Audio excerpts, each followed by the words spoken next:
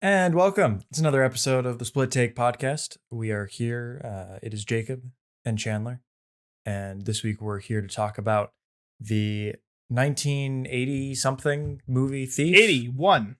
81. Early 80s. Thief, directed by Michael Mann. And our BFI Sight and Sound 2012 Best Movies of All Time movie of the week is Pickpocket from Robert Bresson. And yes, where did that go? So interesting enough, when we first started this podcast, Chandler's aware of this. I created a combined list because we're doing both the critics and the directors list of the Sight and Sound poll. That's why it's not a clean 100. It's more like 150. 130 something, I think. Yeah. Anyway, so what I ended up doing is I ended up putting both lists side by side. Interesting enough, there are more movies on the director's list than there are on the critics list. This is just because the director's list has a lot of ties on it.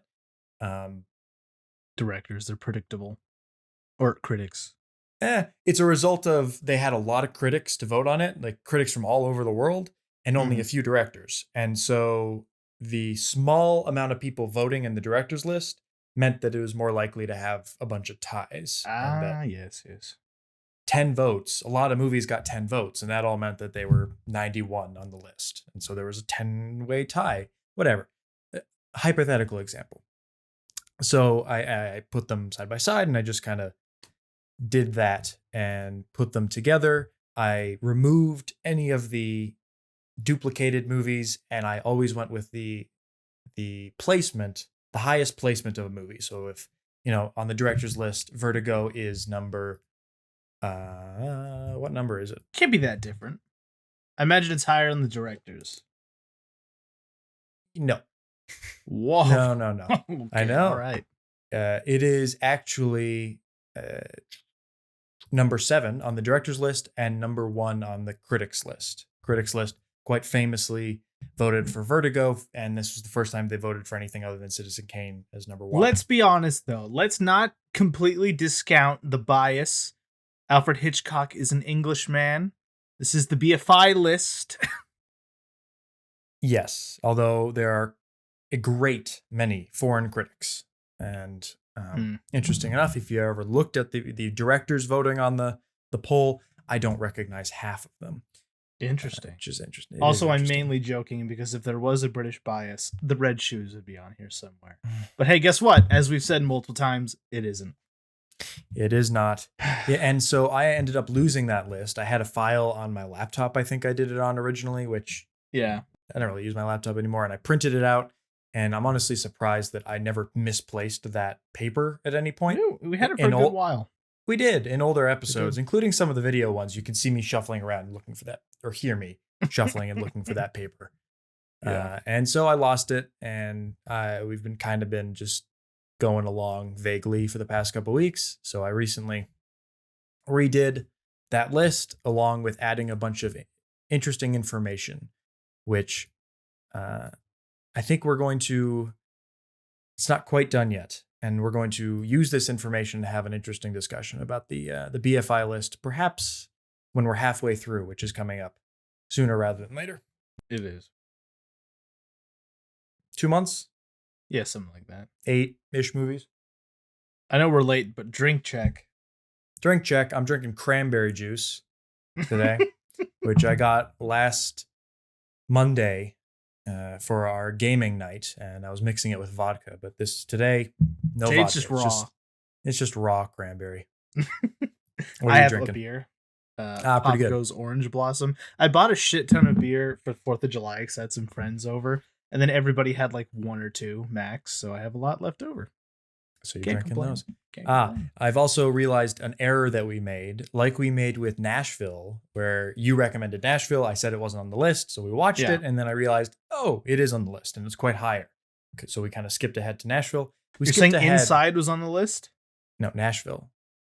No, is this what you're about to tell me, that we did Inside even though it was actually on the list? No, Gooby. Oh, of course. Yeah. No. Touch of Evil is actually higher than I thought it was. I thought it was okay. We were scheduled to do it, but we weren't. It is quite a bit higher. Wow. Okay. Touch of Evil. Let me just figure out where it is real quick. So it is number 57 on the critics list and number 26th on the director's list. That's crazy. That's good though. I agree. Yeah, it's good placement, and we got it done earlier. So interesting. Yes, the other thing while I was doing this conglomeration of the two lists is I was looking at who was voting for each of the movies. And I thought of an idea for a new segment on Split Take. And today we're going to do the first one of that segment. And we're going to look at all the people who voted, famous critics that we like, famous directors that we like. And we're going to look at what they voted for and give our thoughts on their top 10 movies that voted for whatever reason. We'll get into that. I'm not sure everyone voted some people voted in the most curious way. And I just can't believe that some of these people think these are the best movies ever made. Yeah. And they had ulterior motives for voting for these films. Not that there's anything wrong with that. Yeah. Specifically when it comes to critics, I feel like a lot of times in these kind of events, it becomes almost like a flex type thing where these critics are flexing on, this is the movie I know and like. Look what I voted for. Yeah, exactly. So who was our first one though? Mark Kermode. Yes, Mark Kermode. One of our favorite film critics, the British film critic who is on BBC. He has a radio show. It's on YouTube. It's great. He also writes reviews, I think, for The Guardian occasionally. And he's a fairly prolific. He's one of the more famous currently working critics, I think. Yeah, I think so. I mean, no one will ever get Roger Ebert levels of big. And if we're talking, old media type film critics, obviously not something like Red Letter Media. I feel like he's probably the most popular. Maybe David Ehrlich, somewhere around there. But he doesn't have as much of a presence, at least in video format. Yeah. So, do you have the list pulled up, or I do not know. Link? I shall send the link real quick. It's harder to find than you think, unless you have it in your history. There, I sent the link on Zoom. Zoom. Oh, yep, you did. So while Chandler pulls that up, I will tell you what he voted for. Mark Kermode voted for Brazil, 1985, directed by Terry Gilliam. The Devils, pretty based. Directed by Ken Russell. Oh, Don't Look Now. Actually, I'm gonna say Brazil was not did not make it into the Sight and Sound. Neither did The Devils. Surprise me. Don't Look Now is on the list. We've discussed it. The Exorcist, 1973, William Friedkin. If you've been paying attention to Mark Kermode for any length of time, you know that he is a huge Exorcist stan. So, and I'll be completely honest, it's one of those movies that I just assumed was on the list, and it is legitimately a crime it is not. And I'm looking for the best movie to pair it with, because I feel like we need to discuss it, but it's Red Shoes levels of what the hell are you thinking? For me, I remain unconvinced as to the greatness of The Exorcist. Not that it's a movie or anything. I just remain unconvinced. I liked it. I just didn't see any greatness. Oh, you saw it? Yeah, I've seen The Exorcist. Oh, I didn't think you've seen it. Okay. Yeah. Anyway, I think Mark Kermode almost single-handedly has really been pushing that as one of the great films. And I almost think he's doing a conscious campaign for the next BFI list over time. And I think he's going to win. The odds are in his favor, at least how I see them. Anyway, Eyes Without a Face, 1960. Haven't seen it, but it is on HBO Max. And it is not on the Sight and Sound list. It's a Wonderful Life, 1947, Frank Capra. Wow. I don't want to make any carte blanche statements, but I'm pretty sure Frank Capra is not on the BFI list at all, which is surprising considering he's one of the classic Hollywood directors. You'd think somewhere he would have been thrown a bone. But who knows? It's a Wonderful Life, though. Classic. Everyone knows it. This is one of the most interesting picks, and one that I'm going to call based on I think Mark Kermode went on a limb and he voted for Mary Poppins from 1964. And I think I give him kudos for voting for it. And I'm not going to fight him on it. I'm not sure I wouldn't vote for it, but I'm glad someone did. Have you seen it? I'm assuming you've seen it. Oh, yeah. Yeah. And do you like it? It's been a long time, but I remember it fondly. Yes. I don't think because there's enough recognition of films aimed at children, a younger demographic on this list. There's nothing really. That's the same girl in Sound of Music, correct? Julie Andrews. It's been so long. She's the titular Mary Poppins. The titular? The titular Mary. I'm pretty sure. Yeah, she is. Julie Andrews. It's yeah. No, and you're a fan of Sound of Music. Yes, but I haven't seen Mary Poppins since getting into film, so that's how long it's been. Okay. And so the idea of actors and recognizing actors was foreign to me at the time when I was the age I was watching Mary Poppins. The last three, Mark Kermode voted for A Matter of Life and Death, which is on the critics list. He voted for... Yeah. I saw Life and Death and I saw Powell and Pressburger, and I always assume it's Colonel Blimp. I forget they have two very popular movies with Life and Death in the title. Oops. Yeah. Don't agree, Mark. Anyway, but fine. Well, I just put more Powell and Pressburger. Why not? I agree. I agree that much. Why not? Pan's Labyrinth, 2006, Guillermo del Toro. That's based. Good. That's also his most recent movie. It's only post 20th century movie on there. This is true. And then lastly, The Seventh Seal, 1957, Ingmar Bergman. Can't go wrong. Which can't go wrong. We discussed, we reviewed, and is on a Sight and Sound list. Can't go wrong with that. No, you really can't. It's obvious. It's a great movie. This is an interesting list because he didn't vote for any movie in the top 50. No, not a single film he voted for got in the top 50 of the Sight and Sound list. At least half of these aren't on the list at all. I appreciate the uniqueness of it. And it's not even, I saw more absurd picks than what are on here from some of the critics and directors. So yeah, I'm not sure I can complain. It's an interesting assortment here.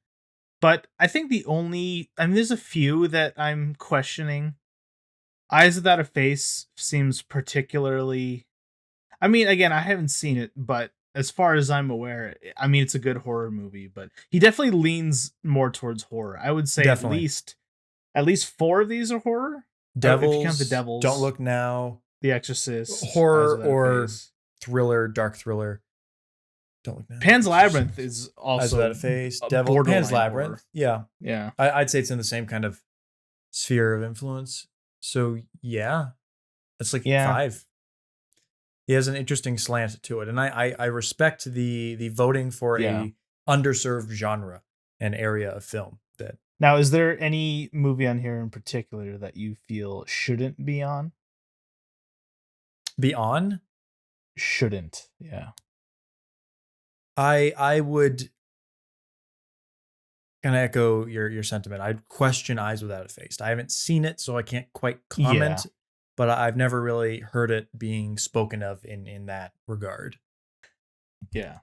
I'll also be honest, as much as I think The Exorcist definitely should be on here, I almost feel even more strongly about the inclusion of Brazil, because I think Terry Gilliam as a whole, I think is a very interesting filmmaker that often gets overlooked in these kinds of recognitions. And while we're at it, let's just, come on, put Monty Python somewhere. One of the Monty Pythons. I don't care which one. I'm so happy you said that. I'm not sure I would have. I'm not even sure I would have the guts to put a Monty Python film on here, even though I am one of the biggest Monty Python fans you could possibly find. And I don't know. At the very least, though, Brazil is, it's quite consistently called, Terry Gilliam's masterpiece. Rightly so. It's a brilliant piece of filmmaking, of world design, science fiction. I can see why it's not on here. It might be a bit too quirky, a bit too out there. I don't know, for some people. And if I were to choose between something like Blade Runner, which is in the same vein of world building, science fiction, I think I'd go with Blade Runner over Brazil. But Brazil, I'm at the very least happy that it has gotten some recognition on this in this poll. And he's not the only one who voted for it. 2 critics and 2 directors voted for Brazil. Nice. It is. Yes. So that was Mark Kermode. Interesting picks. And certainly one of the more eclectic choices, varied and not conforming to your traditional idea of, I would expect nothing less from the top Mr. Kermode movies. Yeah. It's interesting. I think that there is, and I don't know what it is, but I think there's some way in which the poll could be run in a way that allows people to pick the kind of out of the box picks, as well as putting their votes towards things that, they're like, okay, well, Citizen Kane is clearly one of the best movies ever made. But then the mental process is, well, everyone else is going to vote for Citizen Kane, but no one's going to vote for Mary Poppins. So I want to throw it a bone. I think there's a world where you can vote for both and not be penalized for that. I don't know what that is, but anyway. Yeah. So Mark Kermode, interesting picks. Always interesting from him. Stuff, content, thoughts on film, whatever. What do the kids call it these days? Yes. All right. So we are going to rush through our weekly diary of movies. Which is a damn shame because I've been watching some Heat. Well, that's fine. And you can let us know. This is Heat. Go watch it. Yeah, that's true. Going to try to keep things short, simple. What'd you watch? When and why'd you watch it? And what'd you think? Yeah. One sentence. And then your pickups for the week, because it is July 2021, the Barnes & Noble Criterion sale. Maybe start with those? Sure, we can start with these. Well, do you want me to go through mine stuff first?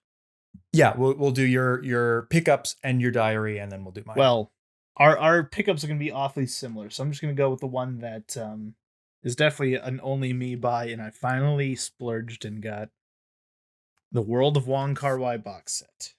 Beautiful. Which this is my first like deluxe box set type thing I've bought, because I consider I have the John Cassavetes box set, the Before trilogy box set, and those are like pseudo box sets. But then you have stuff like the Bergman stuff, the Lone Wolf and Cubs, the Toichi or whatever. That stuff is its own league. This is my first purchase of the deluxe box set, and I really like it. I love Wong Kar-wai. There's a lot of movies in here I haven't seen. Chungking Express is one of my top 5 favorite movies ever. I'm very glad to finally have it on here. My only complaints is that the box is kind of hard to open, and I really dislike the fact that you don't have the original versions of these movies on here. Because I'll be honest, one of the movies I watched was Fallen Angels. And all these movies have been retouched, repurposed by Wong Kar-wai himself, supervised by him. And Fallen Angels, I don't know, it just doesn't feel right to me. And I'm afraid that's going to be the same with Chungking. I did a little scene by scene comparison of the newly restored version and the old version. And that old version has a sort of inexplicable dreamlike quality that I really like in his movies. And I feel like I wasn't getting it with the new version. Would have been nice to have both. Kind of dumb, but whatever. I also got this, The Human Condition.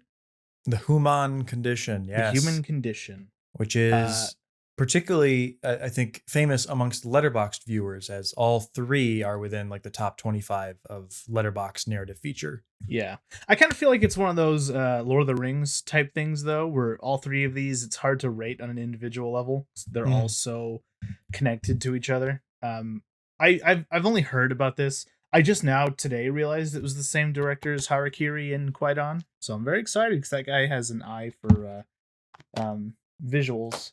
I'm sure we'll talk about more because I think you got it too. But finally, my surprise pick I just got today. Mirror. I got Mirror. Just released on July 6th. Yep. It's a long way, but it's finally here. Tarkovsky's Mirror. And I'll be honest, when I went into Barnes & Noble today, I was not expecting to get Mirror.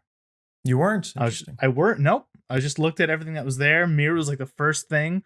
I thought, oh, that looks good. And then I looked at the spines, and Mirror is a thick fucking Criterion. It's a thick boy. It's nice. I was unconvinced as to the, it is a special film for those who have watched it, those who love it. It is treated with quite reverence, along with a lot of other Tarkovskys. And the Stalker release of Criterion Stalker release, perhaps underwhelming for a film that has so much for many reverence. reasons. Yeah.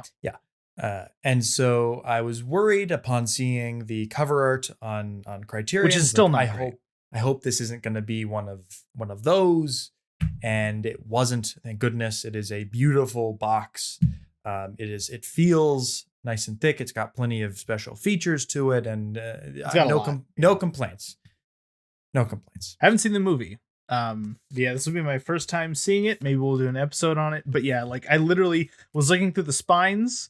There were 5 copies of Mirror, so when you have 5 of these side by side, they command the space. So I thought, fine. And I mean, we have to do an episode on it because it's on the BFI list. Is it really? Oh, well, there you go. Although way far up. And I was actually going to say, I think Mirror is one of the few films that I will demand multiple viewings before we talk about it. So I should watch it soon then. Or at some point before we... Yeah. Okay. All right, yeah. Gotcha. I popped in the disc, actually, and here's, just to prove it, I mean, I said I'd do my pickups later, but here's my copy of Mirror. It's beautiful.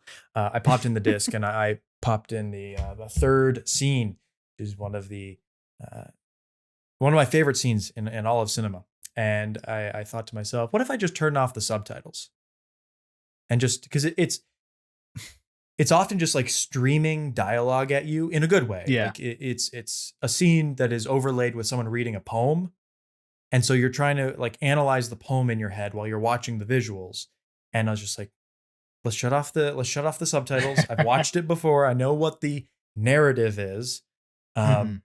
And I just enjoyed the scene for what it was. And I think I'm going to give Mirror a watch just entirely without subtitles. And once you watch the film, you realize that that's not an absurd idea. It's not a film that is, it very much has a lot of content to the dialogue, but it stands on its own visually. Yeah. As with most Tarkovsky. That's pretty much all I got. I'm going to go back at some point. I don't want to spend too much. This is already $140, but the only thing I want left, and I'll update you next week if I get it, is Secrets and Lies. So pretty good. Yeah, I'll do my pickups real quick. We'll just get all. Might as well just keep it consistent. Yeah, why not? So I forgot we haven't talked about any of the pickups because I went twice. Mirror. Mirror's good. Yes, allegedly. Movie I've been hesitant to buy for the longest time, and it is Picnic at Hanging Rock. Is that John Ford? Oh, Peter Weir. Okay. Peter Weir. This is a movie that I is spoken of very highly on the Criterion subreddit and stuff like that. And I watched it, and it's fine. And I think is it a Western? Well, it's Australia, and it's kind of like a mystery of sorts. And I think it's time to revisit. I'm ready to engage with the film a bit more than I was perhaps the first time I saw it. Speaking of engaging with films more, well, I don't think that's going to happen with this film. Solaris. Oh no! Oh geez. This is very, very infamous as a film that I do not care for. I am a huge Tarkovsky fan. I've come around on quite a few of his films. Not this one. Maybe. Which is. I will. How many times have you seen it? Once all the way through. The second time I got about an hour through, and I'm like, I'm not feeling it. It's still not doing it for me, so I stopped. Which is even funnier when you realize that he made it in defiance of 2001. Yes. So I have all the Tarkovsky Blu-rays now. This is why I bought this. I was like, well, fuck it. There's Mirror. Let's get Ivan's Childhood, Stalker, Andrei Rublev, Mirror, Solaris. I have all of them except for Solaris. Just realized. You still haven't seen Ivan's Childhood, right? No, I haven't. I keep forgetting I have it. Cringe. My mom, I should say, really likes Fred Astaire, so I got Swing Time. And I have seen a Fred Astaire movie, but by scene, I mean, I was in the room as a very small child while my mom was watching a Fred Astaire movie. So I have no recollection of, of He's the guy who did him. Singing in the Rain, right? He was in that. Yes. Yes.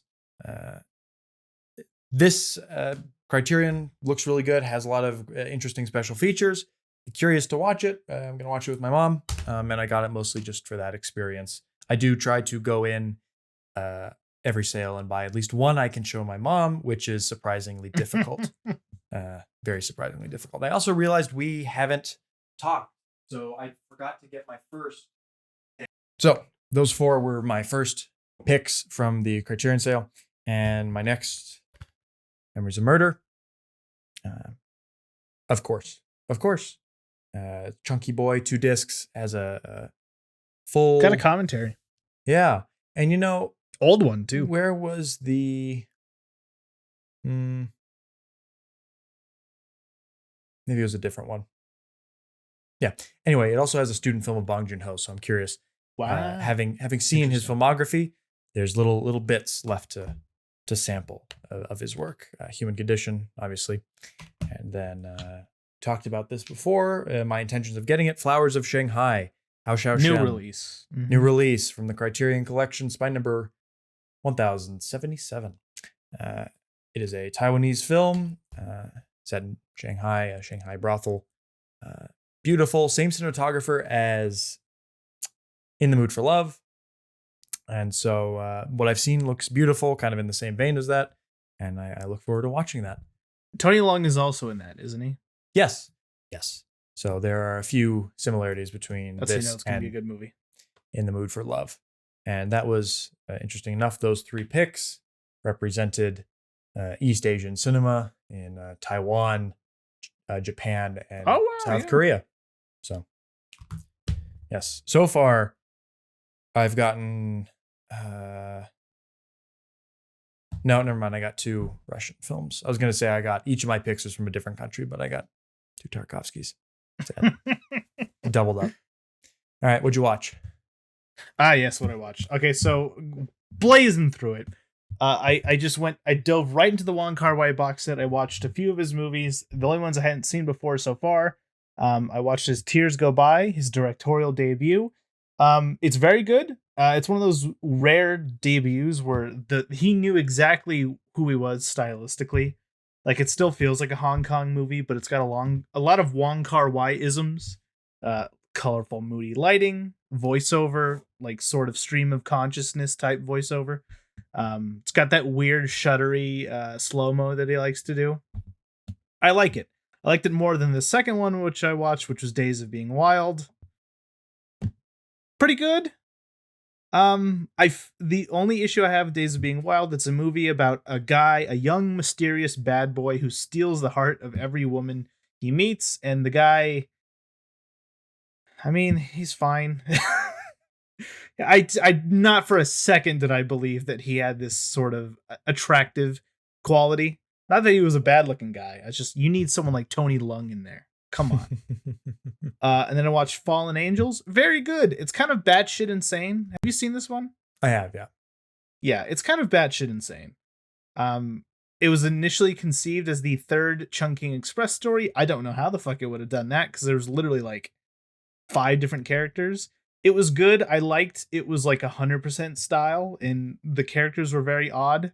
I didn't fully grasp it because, again, it's just so insane, especially compared to the other Chungking stories. Mm-hmm. Good, though. I watched The Illusionist. My God. This is the animated adaptation of a long-lost Jacques Tati script.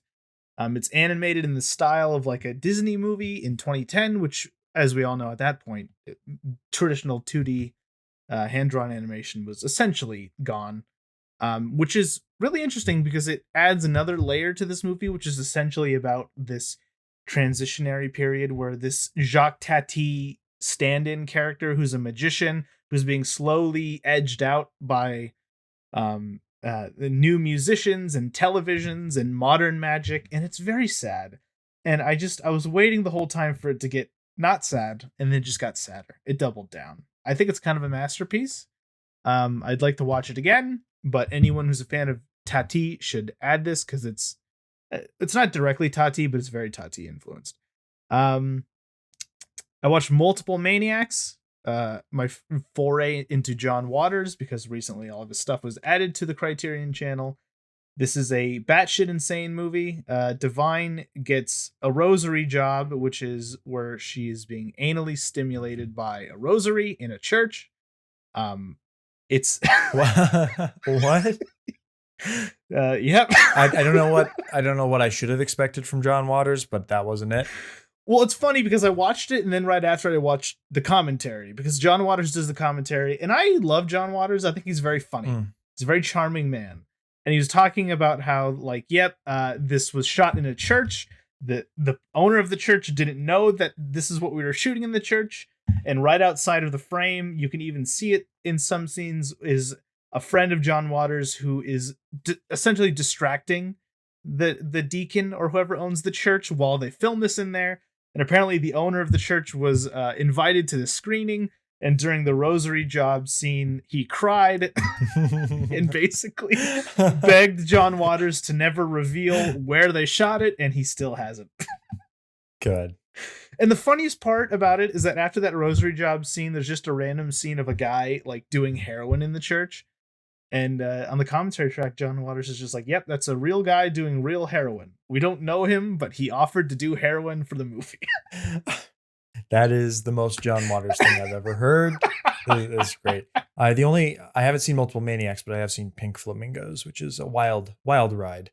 Just as much as that sounds like a wild ride. So he's like punk rock before punk rock existed. His movies make no sense, but I enjoy the energy. And finally, I'm going to end with a movie that I'm going to formally recommend you, and that is Robert Altman's Shortcuts. Yes, Robert. This is a movie that my eyes perused in Barnes and Noble, and I was thinking, should I get this? And I ended up not getting it, but it is certainly still on the table for maybe purchasing at this Barnes and Noble sale, or at the very least watching it soon. It's very good. It feels like the movie that Magnolia wanted to be. It's very similar. It's about 22 different characters living in Los Angeles. It's very Nashville-y, where we sort of go in and out of these characters' lives. It's got a great cast. I don't know. I loved it. It's probably my favorite Altman. I'd even put it above Nashville. It's very good. But definitely recommend it. And that's all I got. Okay, cool. So, oh wait, hold on. One more thing. I just want to say now I finally finished The Sopranos. I think I might like it more than Breaking Bad. But we'll discuss this at another point. But that's fine. Sopranos is a good television program. Look, I recommend it. You can like whatever you want above Breaking Bad. It doesn't make it better, but you can like it more. That's fair. So, I've been watching a lot, quote unquote. A lot of that though is a continuing of my yearly binge of Poirot murder mysteries. These are feature-length television films, so they count as films. Count. I don't know what to say about them individually, other than I find much enjoyment in watching them. And honestly, after watching each of them at least 4 times at this point, they're still not boring. I still like watching them. The other thing I did, not movie related, is I reorganized my room. If you might be able to see, sort of. The TV is now behind me. I don't know if you noticed. Where there once was not a TV. TV used to be on that side of the room. Just kind of opened up the space a little bit. I also reorganized my Criterions. Usually every time during a major sale, when I purchase a bunch, I change it from organizing from spine number to organizing by alphabetical and vice versa. I just like switching things up. And I like the different patterns that the movies make when you put them in a different order. And I like when I do that reorganization, I like picking up each Criterion, taking a look, maybe reading an essay that I skipped when I watched the movie last, and whatever. So it usually takes me an evening or so to do that. It's a whole little deal. Yes, in terms of movies, other than good old Poirot, I finished out June with Sense and Sensibility, which is directed by Ang Lee.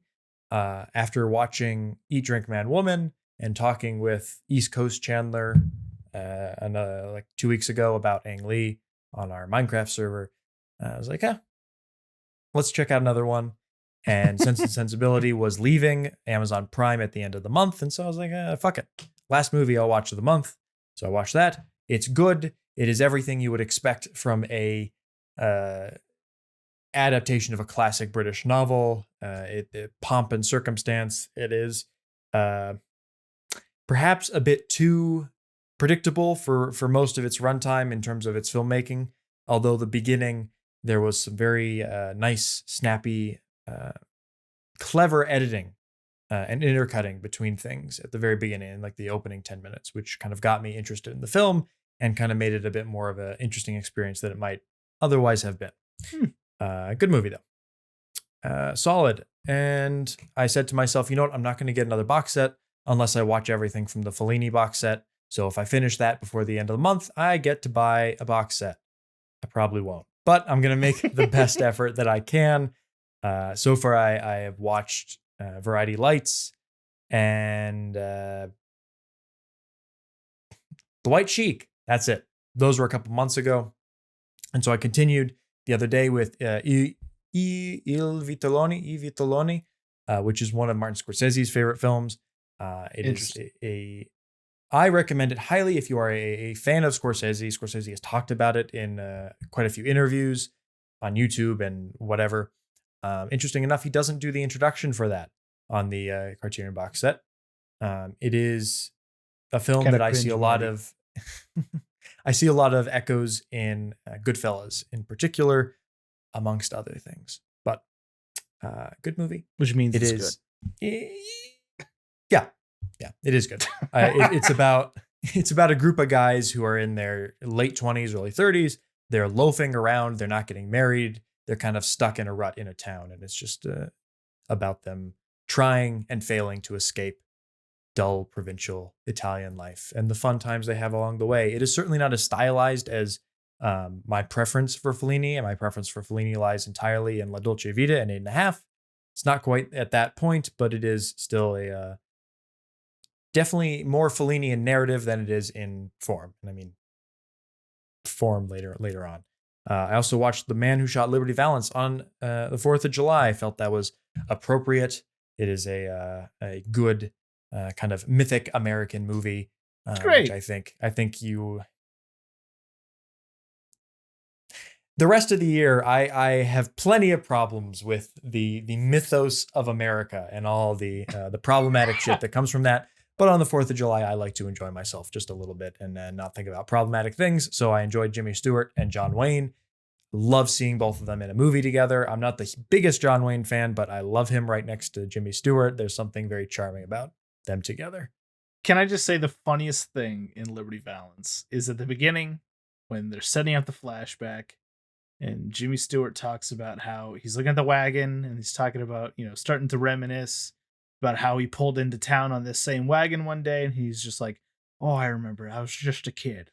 And then flashes back to a 48-year-old Jimmy Stewart. Oh, the magic of the movies. Indeed. I will also make the introduction to Lee Marvin. Great actor. I will make quick mention of 2 Poirot episodes. One is Poirot Cards on the Table.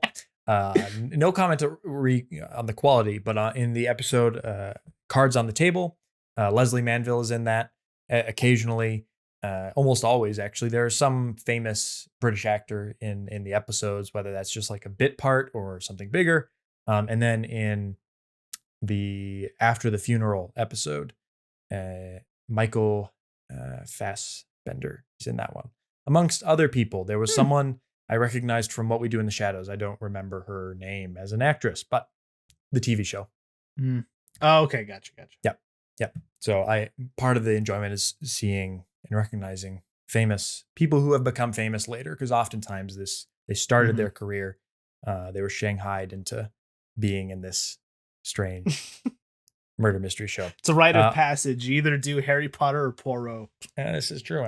I think with those two, you have the entire British film industry taken care of. I'm not lying. I think it's done. Every single British film actor has been in either Harry Potter or Poirot. Lastly, I continued with Fellini and I watched La Strada, which is it is a good movie. It is a movie that has a lot of reverence to it that I've never really gotten into, and that has remained the case. It is on the BFI list, and so I wanted to watch it again. And when it comes up on the list, I am looking forward to watching it with the commentary. Scorsese actually does the introduction for La Strada on the box set. That was very interesting to listen to. It is a film that is it's well made. I think it is perhaps a little repetitive. It is doesn't really grab my attention until the second half. At which point it is a good, sad, tragic film coming from the cinema's greatest clown, Fellini. Not in terms of being funny, but he is literally a circus kind of person, a lover of the circus and all that. La Strada, good movie.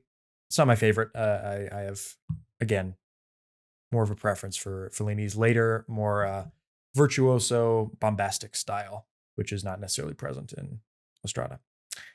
That's what I watched. So, what's our first movie?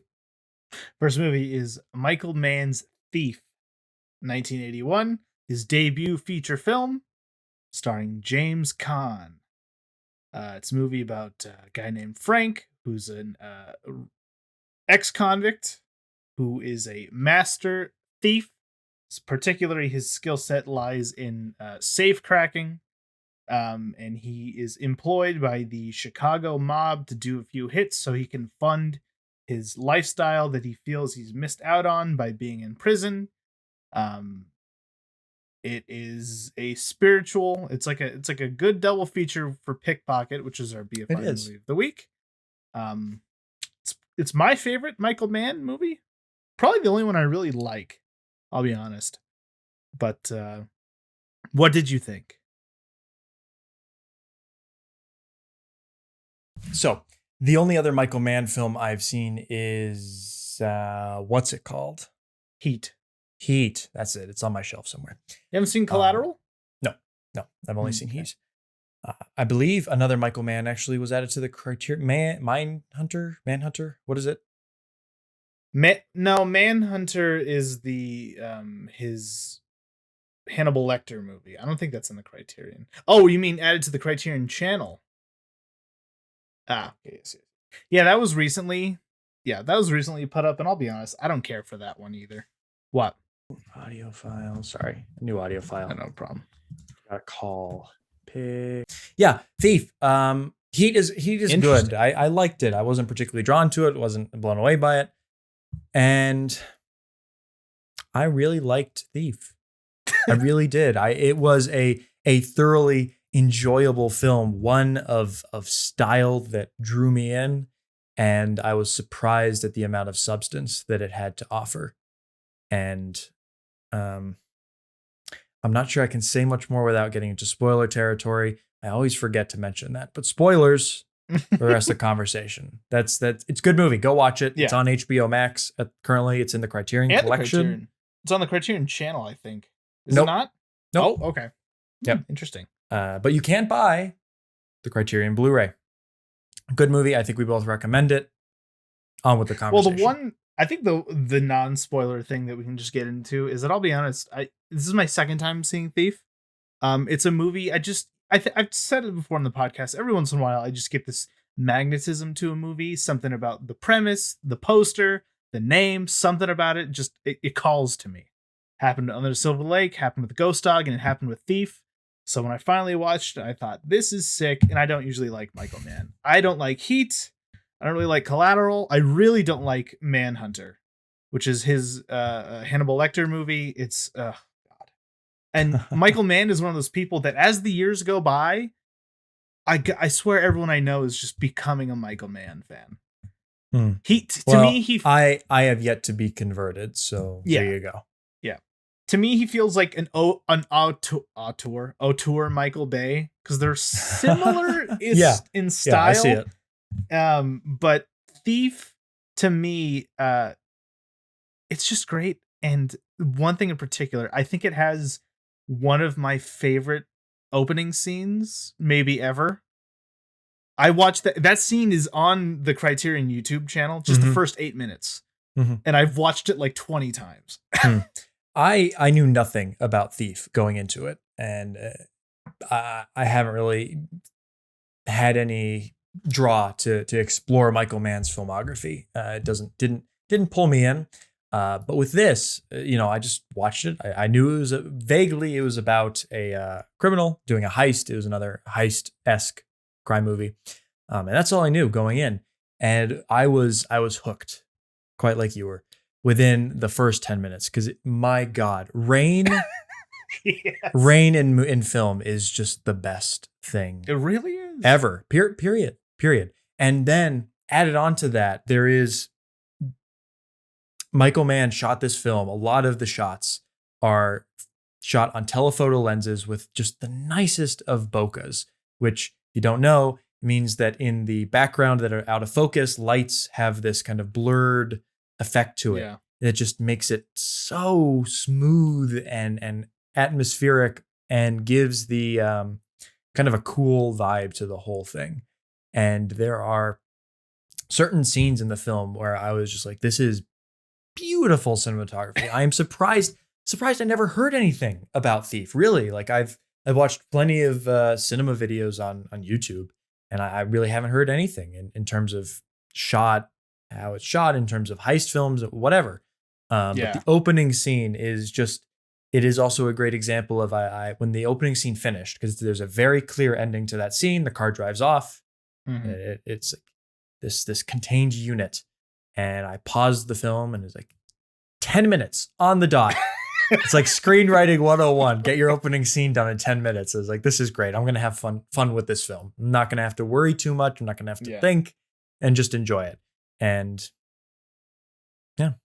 It's also funny because this movie, so it was released in 1981, which means it was filmed around 1980. And, I'm sure you've noticed this too, that this sort of decade defining stuff in any like art medium, it typically doesn't come at the beginning, because the beginning of the decade is usually still the previous decade, like 2009, 2010, or like in 1980 is essentially still the 70s.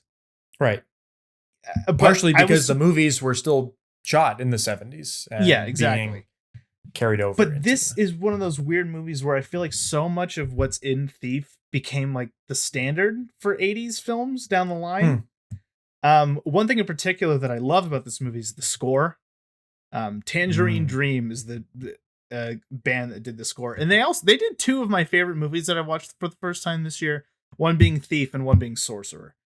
They did Sorcerer too? They did. Yep, they did. Wow. Sorcerer. Okay. Well, I'm sold so now. much. Yeah. It will be T-1 week, and I will watch Sorcerer.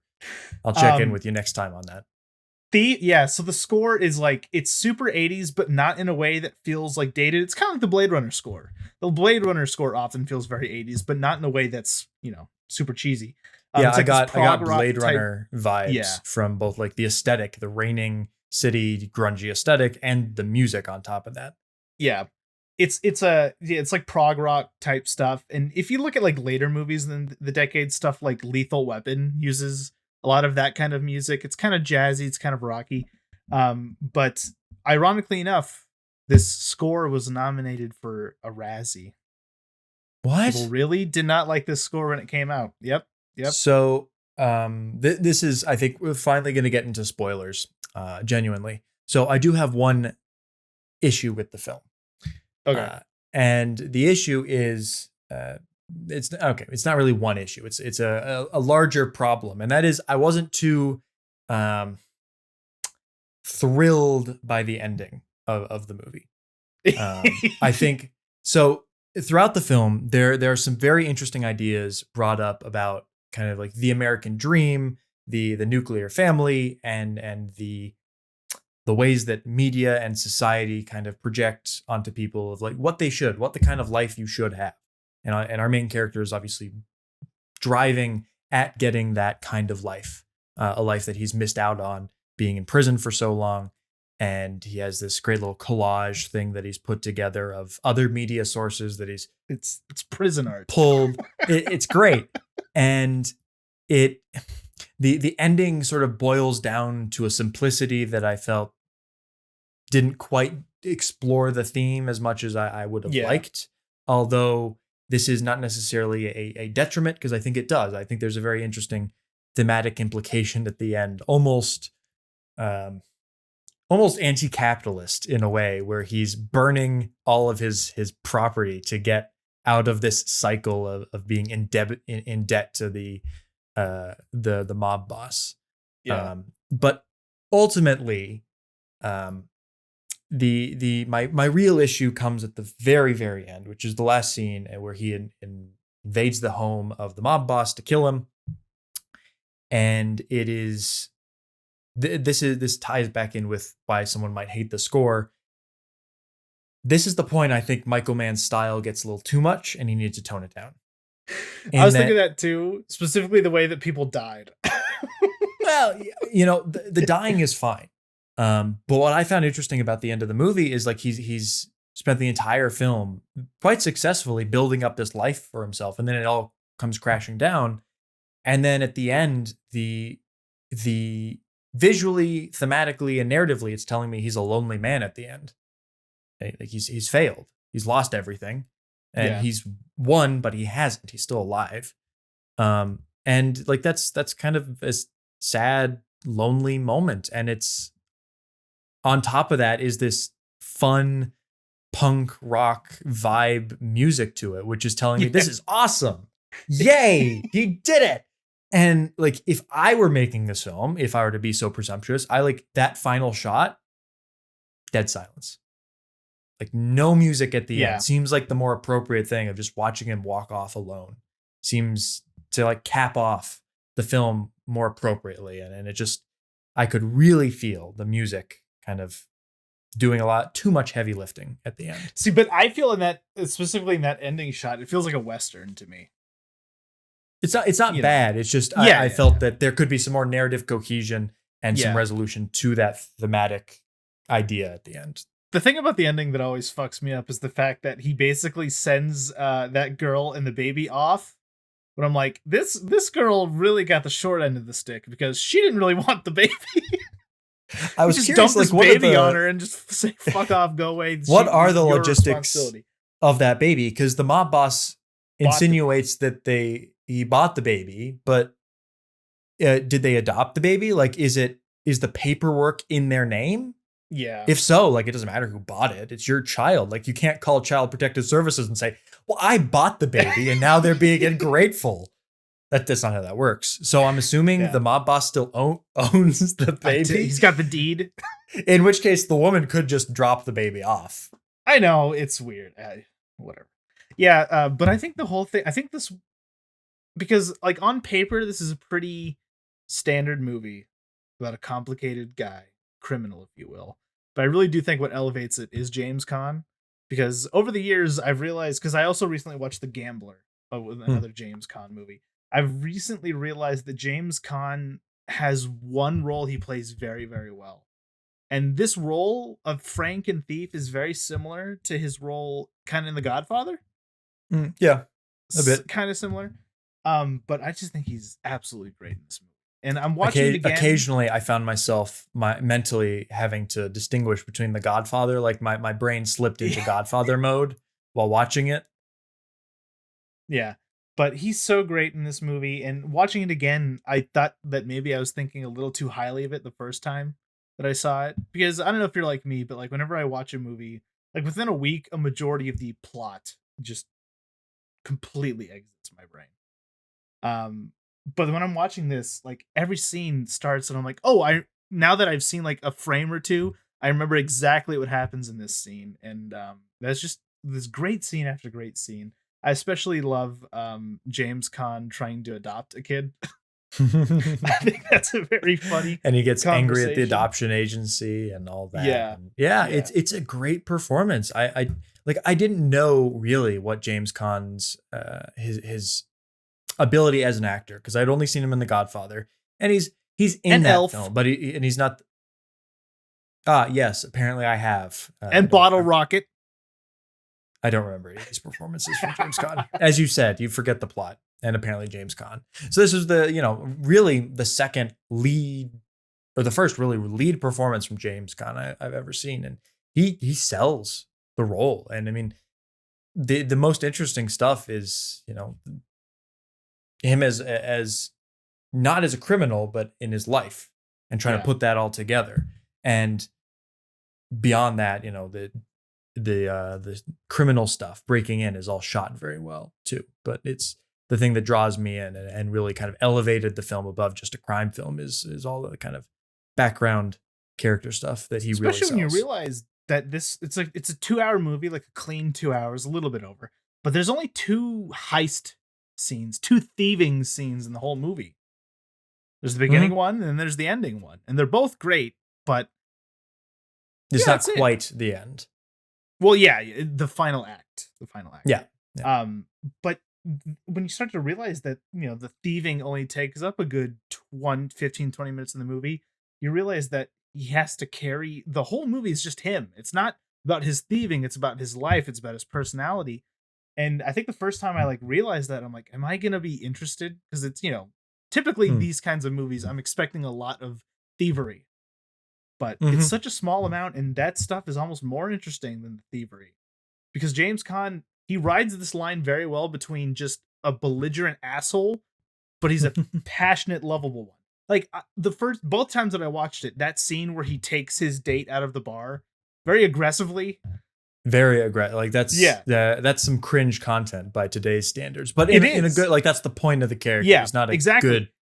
Both times that I saw that, I always just think, this guy's an asshole. But after that diner scene, immediately after it, I completely understand. He's arrogant. You understand him, and for some reason, you don't forgive him, but you forget that he just roughly dragged her out and shoved her in a car. But because it's a testament to the character and the depth, and at the very least, you're willing to give him some leeway in the fact that I think the film does deal with a little bit with institutionalization in America of people who have just grown up in the prison system and all that kind of stuff, and how that the fact that he was in there for stealing $40. Yeah, which was granted a little bit more back then, but still barely a bit. Yeah. Still 12 years for $40. Well, he did kill a guy in prison. Well, yeah. Well, that's fine. It's just a guy in prison. It's also funny. Jim Belushi is in this, who I forgot twice that he's in this. His second best role. He's not as convincing, especially the beach scene. He has some really weird line readings there, but I don't care. Whatever. He says young Ward. What are you gonna do? Yeah. Just lots of great scenes. Also, the mob guys are terrifying. Yes. Really scary. Yeah, but they're kind of schlubby, or the main guy is just kind of this big guy, just seems more like a businessman, which he is to the point. But then there's this quiet, there's almost no hint of threat. He reminds me later on in the film, and obviously he's a mob boss, so it can't just be this one guy who's being so nice, and there's this kind of simmering undercurrent of a threat behind the scenes.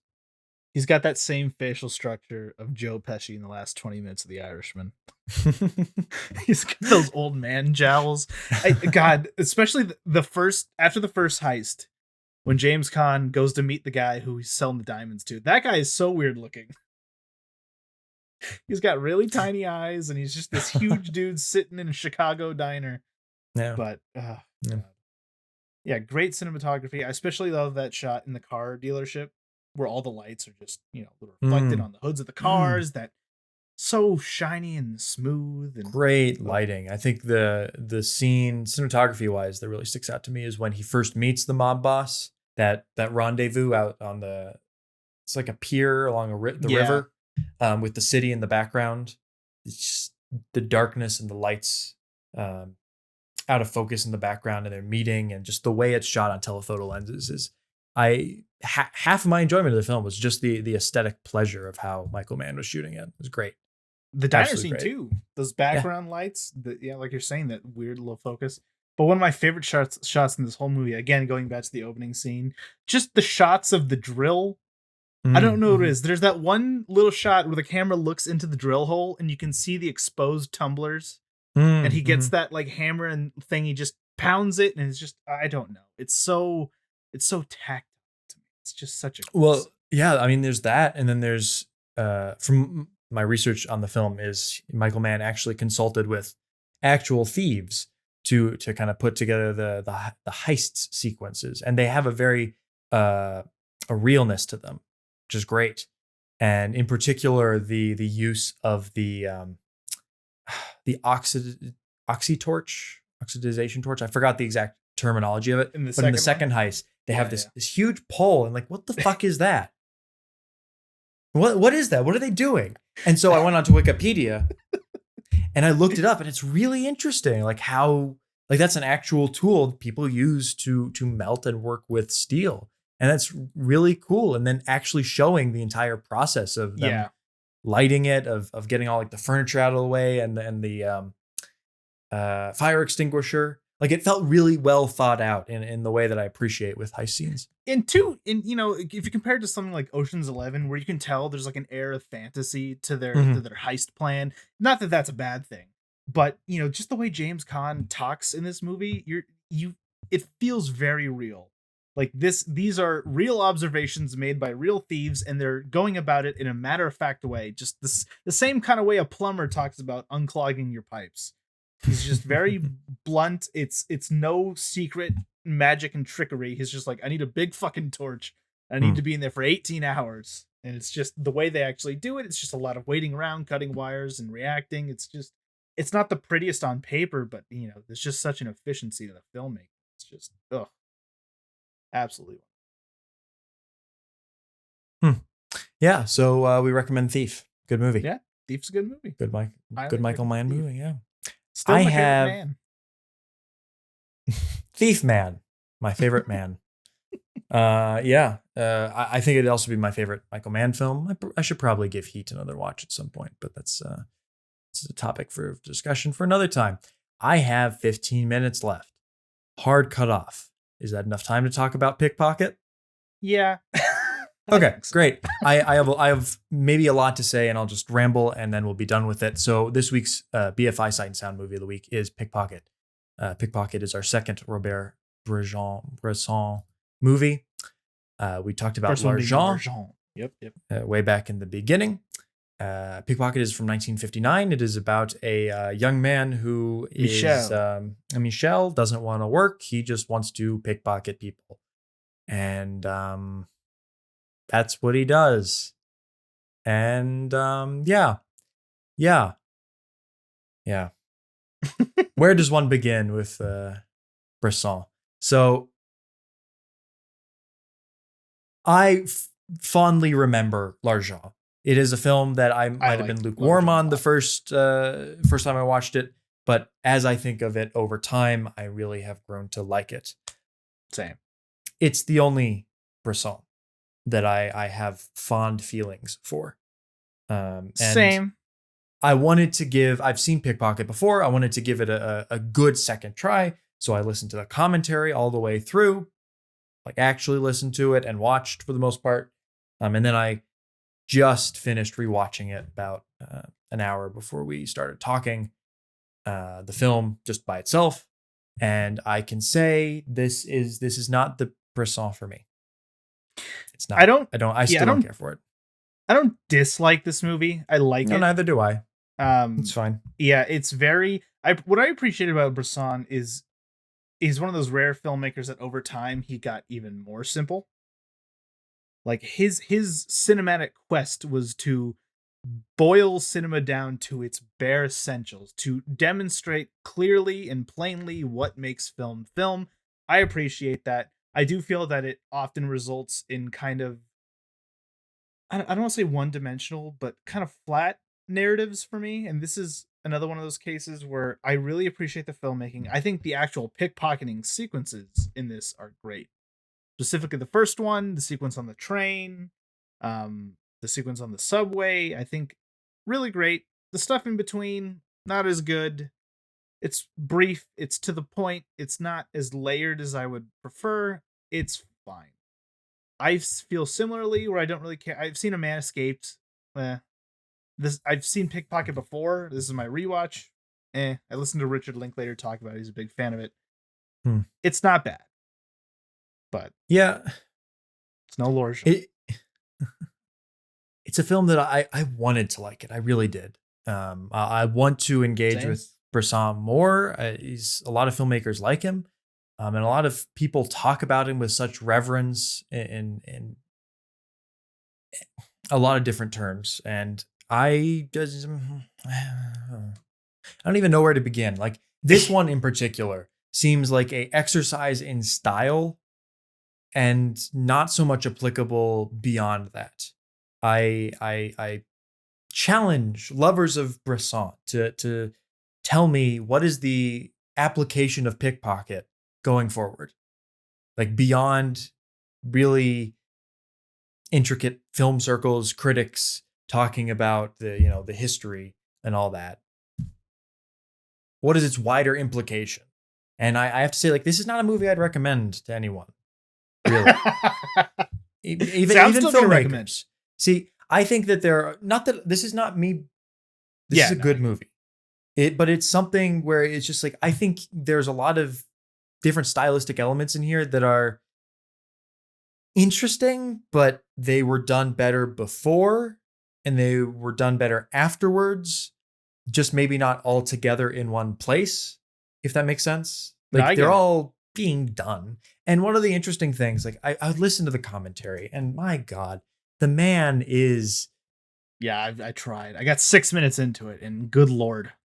And I also watched our good friend, Paul Schrader, talk about Pickpocket. And I have to say, I think I just philosophically disagree with Paul Schrader as an individual, as his philosophy on film. I there's nothing he said where I wasn't like, I disagree. And one of the things, there was like an emphasis on sound. It's like Bresson is using sound in this interesting way. And I'm like, is he though? Like, I would say.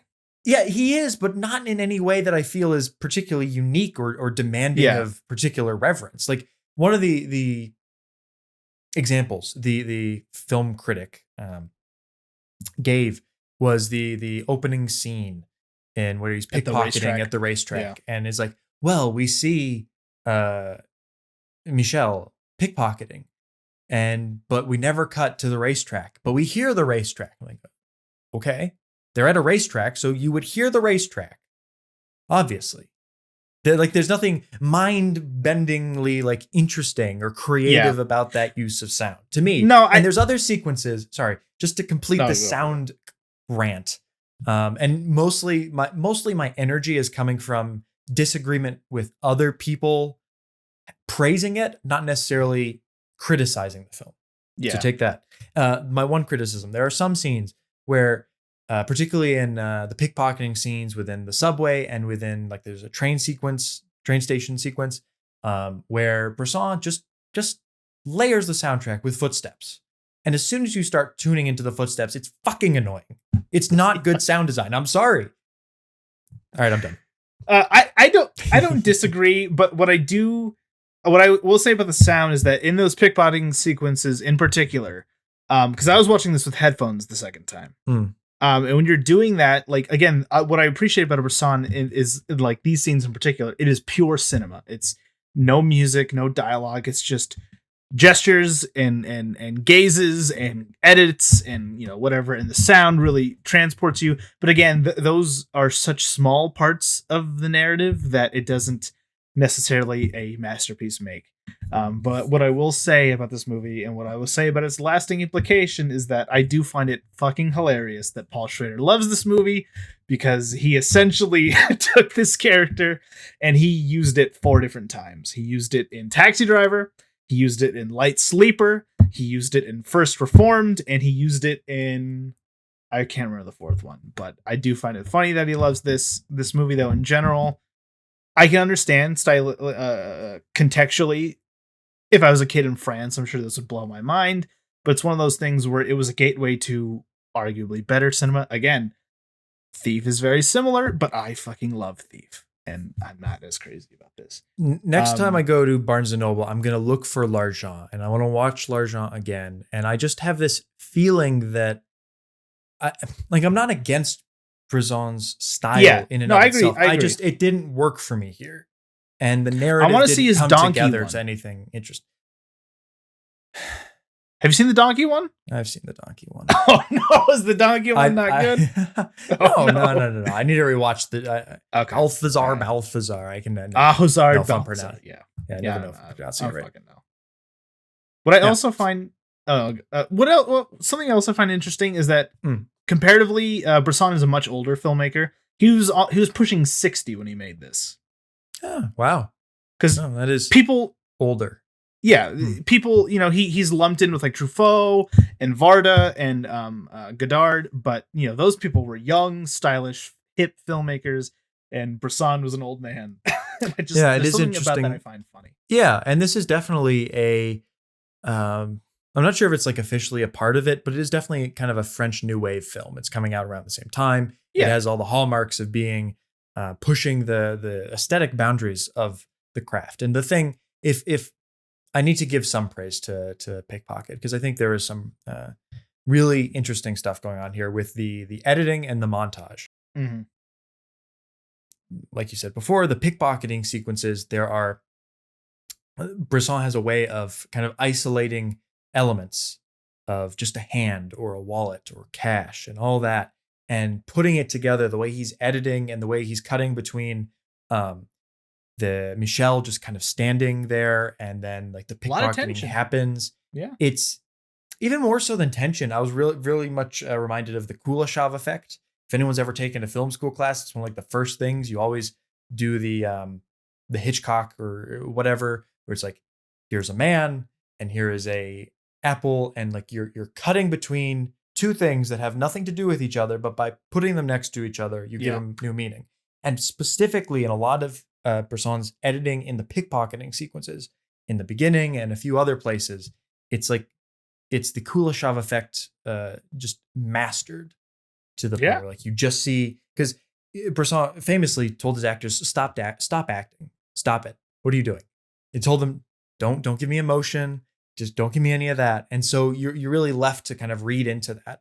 And I think the film also uses non-actors, which is interesting. And I think that the film is boring for other reasons. I like that stylistic choice. And I think particularly in terms of like the montage, the way he's using editing and stuff like that, it really, that with his editing comes together in a very interesting stylistic way that I find those sequences to be interesting in a stylistic manner. And there's other sequences where the style doesn't grab me. And that's saying nothing about the narrative, which I think it's fine. Yeah, it's fine. It's there. So you're saying that the prequels are based in Bresson. George Lucas gave the old Bresson acting lesson.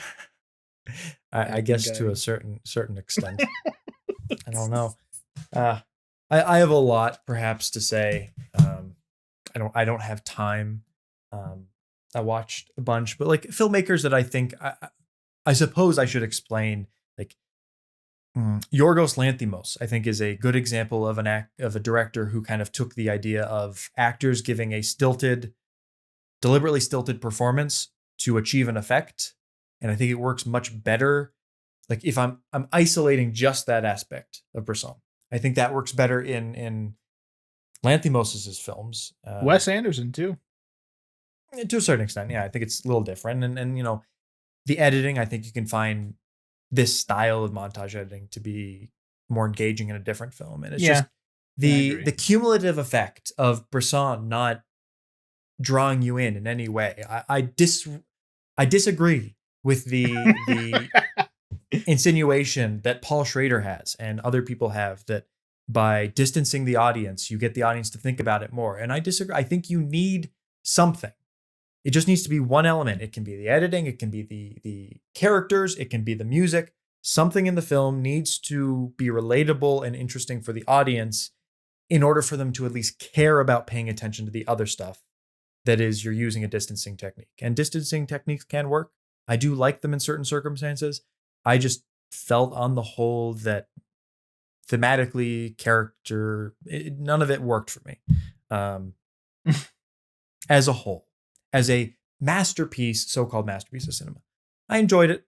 I find it an interesting exercise in film aesthetics, and not much more than that. It's also only 75 minutes, which is nice. Yeah. I'm not angry at it. I like it. Yeah, it's one of those instances where I don't dislike the movie. I understand why it's on here. I just disagree. I disagree, Gary. That's all it is. Yep. Whatever. That's all. So obviously you don't think it should be on the BFI? No, and if I'm going to preemptively state that if I said no to L'Argent before, I'm going to say yes to it now. Yeah, I was thinking that too, because L'Argent is also, I liked it at the time too, but it has gone up over the years, well, I guess maybe multiple years. Doesn't matter. But yes, that's a no from me. I was also thinking a lot of Les Samurai. I think the character of the dispassionate criminal is more engaging in that film. So at least character level. Samurai. Look like Harry Potter's half brother in this movie. Yes. Well, that was Pickpocket. Another Bresson. So next time, I have it somewhere here. Can't lose it again. You just got it back. Fuck. So I don't know what we're going to do next time. I'm going to suggest No Sudden Move, the 2021 Steven Soderbergh film. Is it time to do Rear Window? Or we could do something else. Let's do a Rear Window. Why not? So we'll do Rear Window. All right. So No Sudden Move and Rear Window will be next time on Split Take Podcast. Peace. Peace and love. Peace and love.